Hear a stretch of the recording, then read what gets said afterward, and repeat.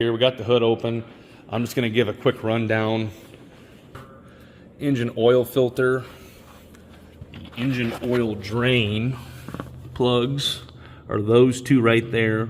The four-wheel drive shaft separates pans, so you do need to drain both of them to get all that oil out.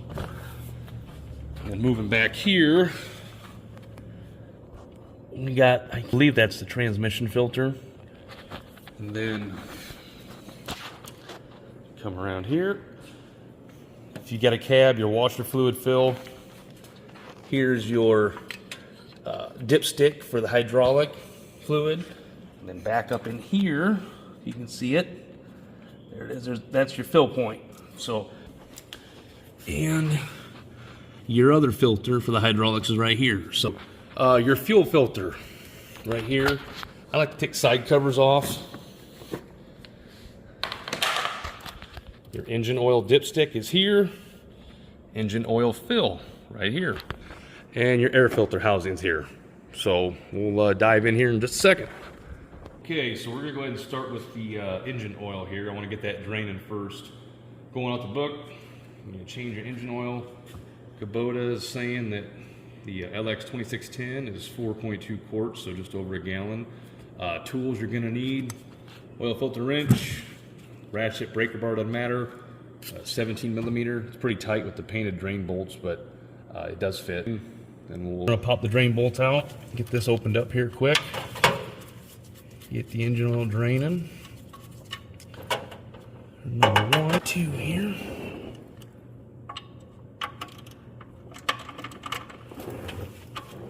And I also needed an extension. It was end up being just a little tight. Didn't feel like smash my knuckles tonight, so there's that. And then also, I wait till I get the drain plugs out, and then I go ahead and open up the fill tube. So go ahead and watch this flow change here.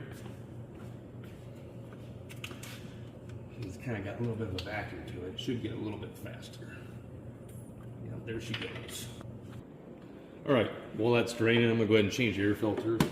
But I just wipe the housing out, get the heavy dust out of there, and I leave that inner one for now. Okay, got our new filter here. Just gonna go ahead and push that in. You're kind of feel around a little bit.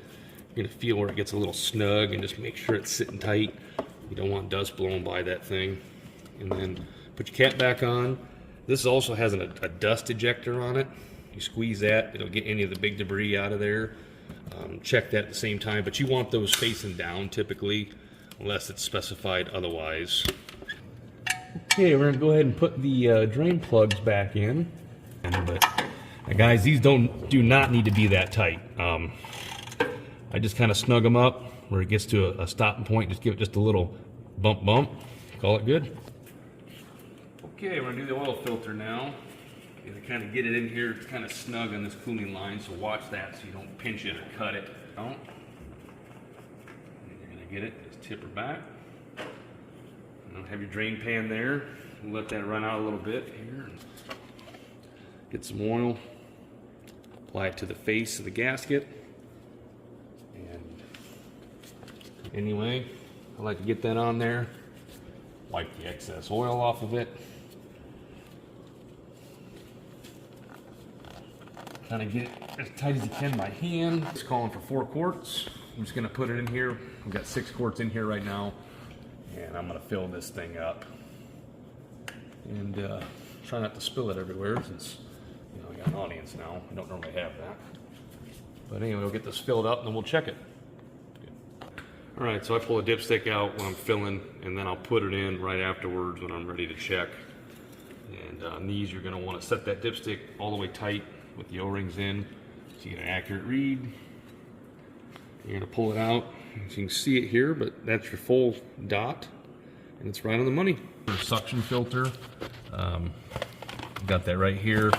I'm gonna go ahead and take this off. Right here is your fill point for the hydraulics. So I'm gonna go ahead and take my vacuum.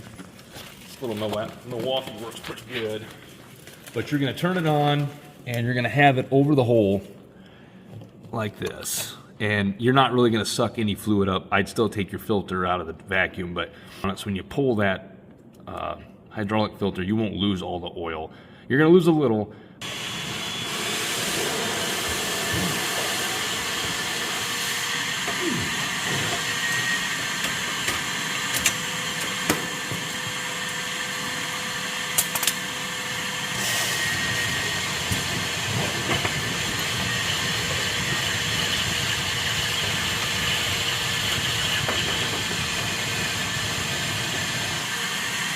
so fun fact, that didn't work like I wanted to. It definitely sucked some fluid into the vacuum. So we're going to try this without the vacuum for those of you that don't have one.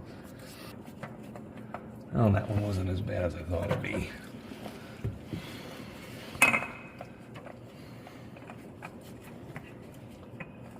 All right, so we're going to go ahead and change this fuel filter and drain this. Grab this kind of gingerly here. It's just a plastic housing. And I'm going to spin that off. And I'm sure fluid is going to keep flowing, because that's just what it seems to always do. This is a gravity-fed system from the looks of it. So if you can see down in here, there's a black O-ring, and there's one here also. It had to come off of this. I transferred it. I did not order the O-rings. We'll pop that in the new filter.